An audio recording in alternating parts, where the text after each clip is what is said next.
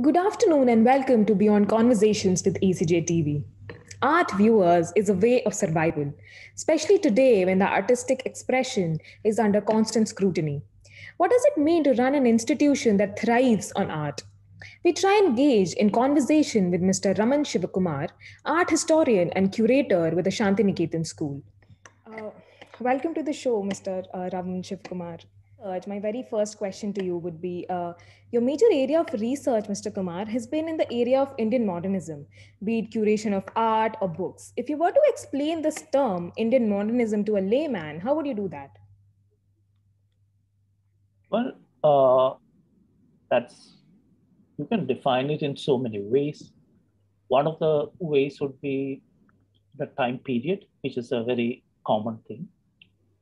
This is usually understood as art starting in the late 19th century and right into the end of the 20th century. Of course, now we call it that we have moved on to a phase called the postmodern, which happened after 1960s, 70s.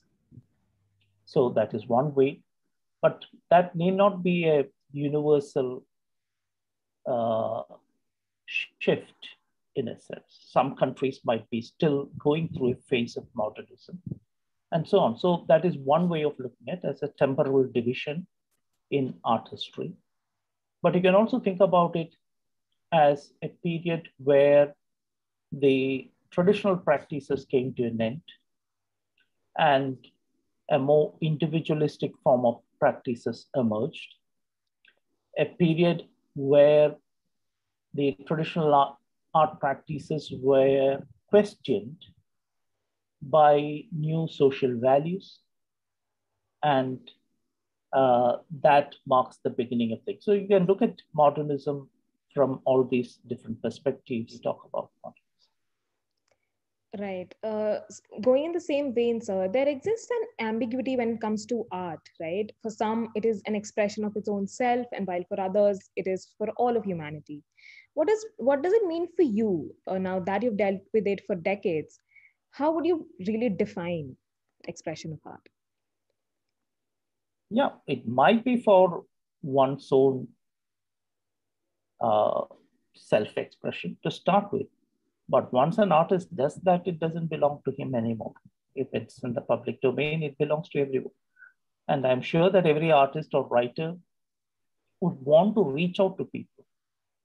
And that's probably why one, I mean, wants to express oneself. You express oneself for your pleasure, of course, at some level, but also to reach out to people. So both these things are not so separable.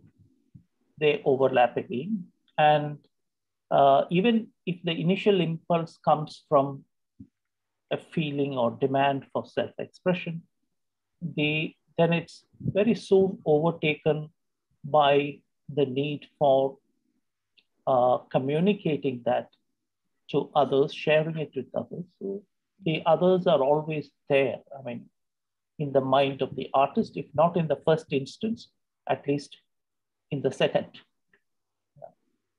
Right. And talking about Shantiniketan, sir, you've been associated with it for decades now. How do you think the institution is trying to put out any political commentary when it comes to expression via art or be it culture? How exactly are institutions being a part of it? See, I mean, it's an old institution. It's about 100 years. In fact, uh, the university is uh, celebrating its centenary now. So the Art Institute actually started a couple of years before the university. So we have just completed the centenary of the Art Institute. Now, it played a very crucial role in the first few decades of its existence because we were kind of moving from a colonial system of art education into a more national, more independent, modernist approach to art and art education. And this was perhaps the most important center for trying to do something like that during that period. Right. So between 1920, this was founded in 1919. So between 1919 and 1947, perhaps Shantiniketan was the most happening place as far as art was concerned. So that was important.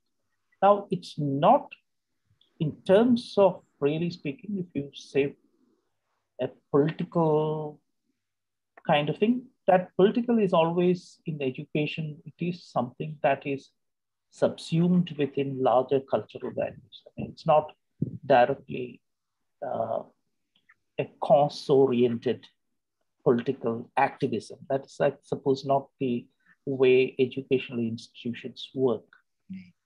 So Shantiniketan did have certain values that it was trying to promote. Can we think about something, an intellectual, cultural kind of expression, which responds to our time and space and doesn't just borrow forms which are stamped modern or postmodern and is then globally circulated? That's what it tries to do. Right. Thank you so much for joining us, Mr. Kumar. This is really an enriching experience. Thank you so much for joining us. Yeah, thank you. Okay.